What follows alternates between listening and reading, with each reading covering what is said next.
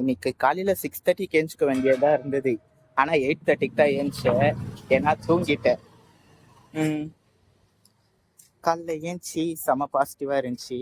Prayer பண்ணிட்டு universe thank பண்ணிட்டு அப்படியே ஃப்ரெஷ்ஷாக ஃப்ரெஷ்ஷாக இருந்துச்சு. அந்த ஃப்ரெஷ்ஷாக போய் குளிச்சுட்டு இன்னும் ஃப்ரெஷ் ஆகிட்டு அந்த ஃப்ரெஷ்னஸோட ஆஃபீஸ் கிளம்பி வந்து இந்த ஆஃபீஸ்லேயோ டே செம்ம சூப்பராக போச்சு.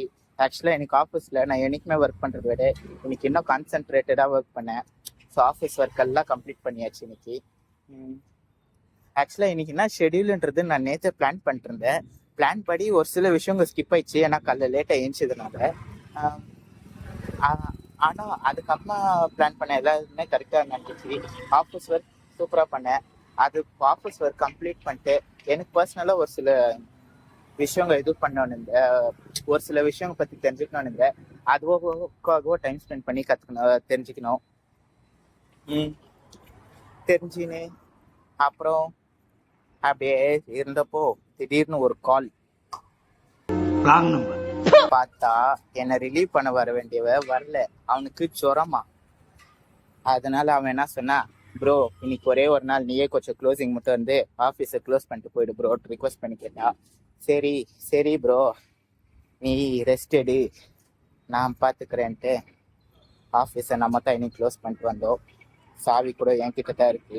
அதை தான் இப்போ ஜாலியாக சுற்றி விளையாடிட்டு ஆஃபீஸை க்ளோஸ் பண்ணிட்டு வரதுக்கு 10 மணி ஆயிடுச்சு. இந்த ரூட்ல பஸ் எதுவுமே இல்லை. அதனால இன்னைக்கு வீட்டுக்கு நடராஜா சர்வீஸ் தான். ஆஃபீஸ்ல இருந்து வீட்டுக்கு போக சொல்ல இங்க ஒரு சர்ச் இருக்கும். ஒரு நிமிஷம்.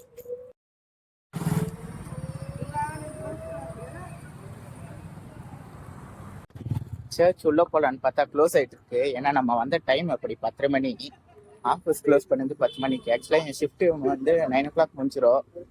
இன்னைக்கு அவன் என்னை ரிலீவ் பண்ண வரலன்றதுனால ஆஃபீஸ் நான் க்ளோஸ் பண்ண மாதிரி இருந்துச்சு. 10 மணிக்கு தான் க்ளோஸ் பண்ணி வந்தேன். அதுக்குள்ள சர்ச் க்ளோஸ் ஆகிட்டு இருக்கு. நெக்ஸ்ட் டைம் நான் சீக்கிரம் வரும்போது சர்ச் ஓப்பன் ஆயிடுச்சுன்னா நம்ம சர்ச் உள்ள போகலாம். Okay done. வர வழியில ஒரு தாத்தா இருந்தாரு. ஃபுல் சாப்பாடுல எடுத்து வச்சுன்னு சாப்பிட்டு இருந்தாரு.